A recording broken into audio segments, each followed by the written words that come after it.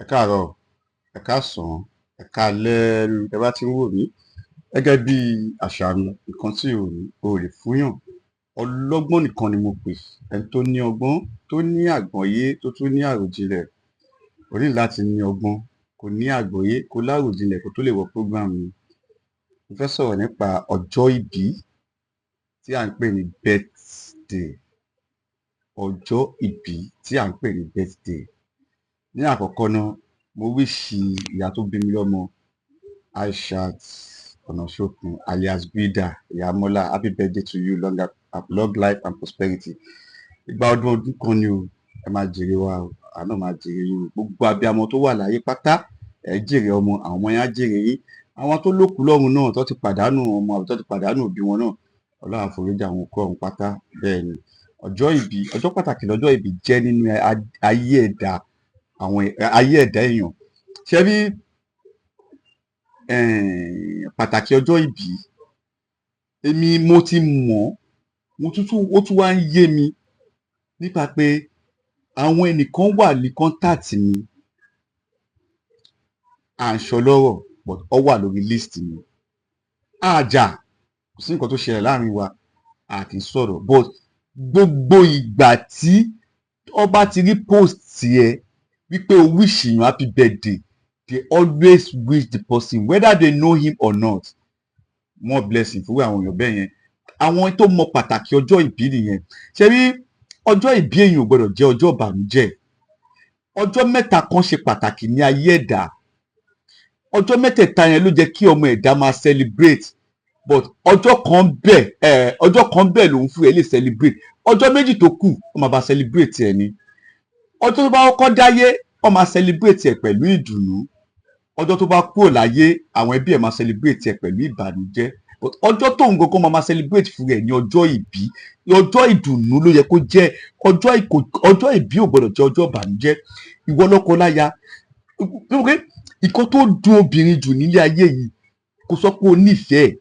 Obìnrin dẹ̀ máa ń crime most especially birthday àwọn ọkọ wọn, ẹni tó bá pè pé ó nífẹ̀ẹ́.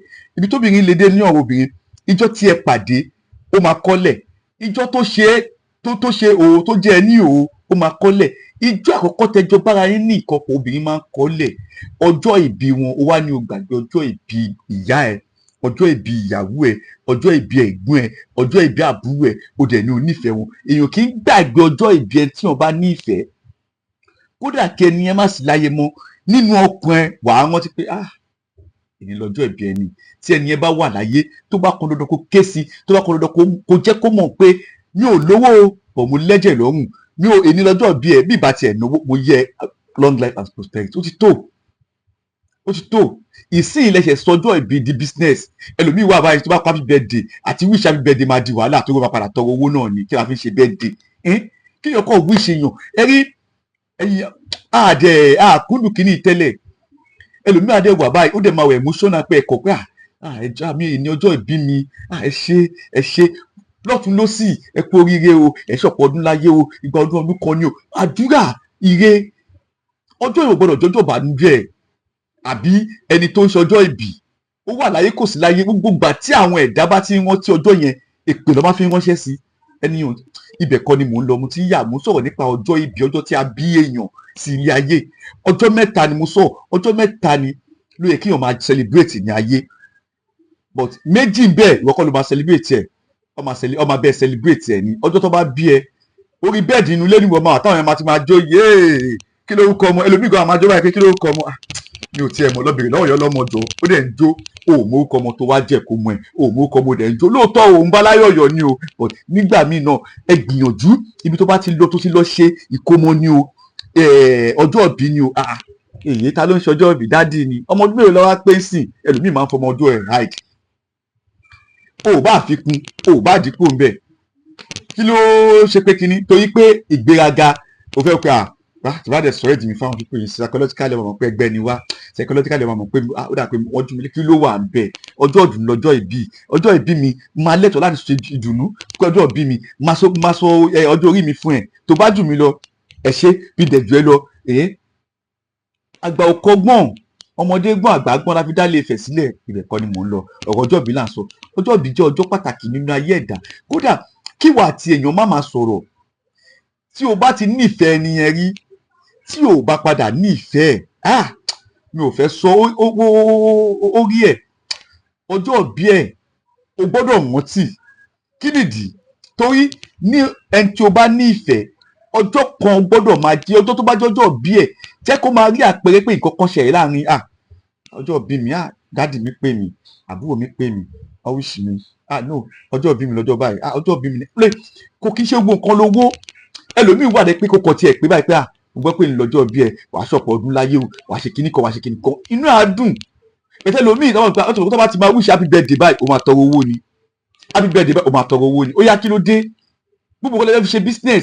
Ẹlòmíì gan wà báyìí pé ìyàwó ẹ̀ sì wà nù oyún tí ń tọrọ owó kò mọ́lẹ̀. Ibẹ̀ kọ́ ni mò ń lọ.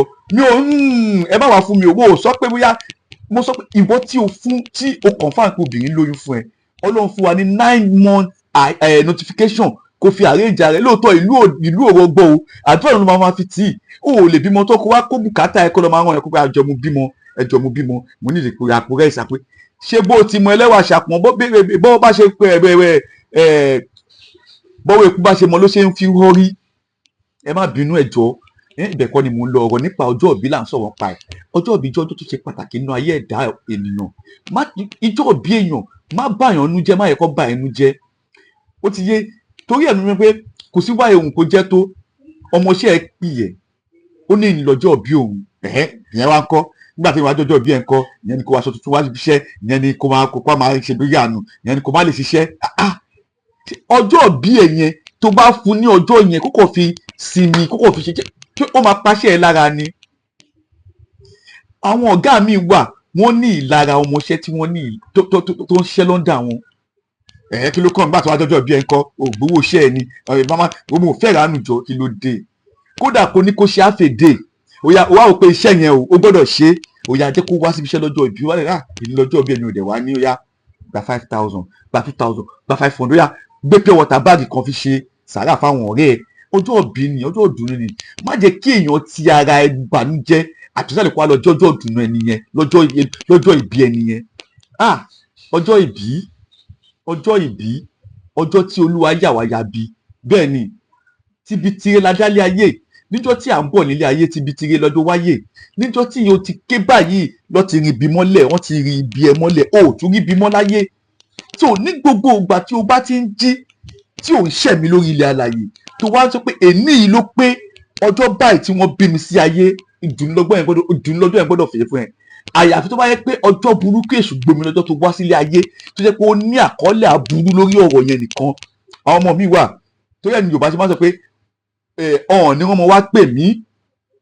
Bẹ́ẹ̀ ni omi ò ní dànù àgbẹ̀ ò ní fọ̀. Bẹ́ẹ̀ ni ṣé rí gbogbo obìnrin pátákó síwájú tó pé ó fi orí kún bímọ, ó fi ẹsẹ̀ òsì kúnlẹ̀, ó fi ẹsẹ̀ òsì dìde tó bí ọmọ tá gbóhùn ìyá tá gbóhùn ọmọ, ó bí obìnrin bẹ́ẹ̀ Dànsákì ẹ̀yin ìyá mi ìbáyín o.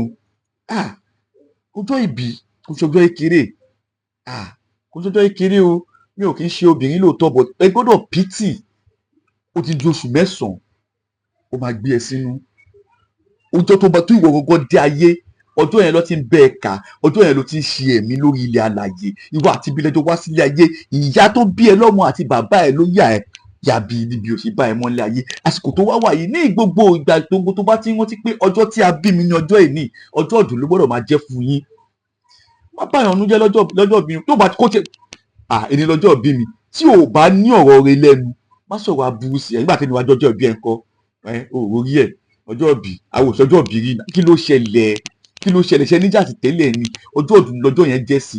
Ó lè má lówó láti jẹun, ó lè má lówó láti wọ́ta kó wá jókòó pa ní lọ́jọ́ ìbí mi mo dúpẹ́ fọlọ́run. Èmi rèé àwọn tọ́jọ́ bí wa lọ́jọ́ ànádà àfi yọ̀ wọ́n o àfi gbórúkọ Ọlọ́run ga ni. Oṣù tó kọjá ọdún tó kọjá ibi mo wà, ọdún tó kọjá nìkan báyìí ṣẹlẹ̀ sí mi, ọdún tó kọjá ni mo rí báyìí, inú á dùn. Ó sì ń wò yẹn bóyá nù dùnú ni bóyá nù bànújẹ́ ni, ìwọ náà tó wá fẹ́ wá bànújẹ́ lọ́jọ́ tó pè ní ọjọ́ ìbí, ọjọ́ tí Olódùmarè yà wá ya ibi, ọjọ́ náà la délé ayé. Ọjọ́ ìbí ní ẹ̀kan sí mo wíṣì mọ́mì mi ní happy birthday long life and prosperity. Ìyá ni o, ìyá ni wúrà, bàbá ni dígí, long life and prosperity fún ìyá Mọ́lá. Mo ń bọ̀, mi ò tí ì dé ọjọ́ ìbí.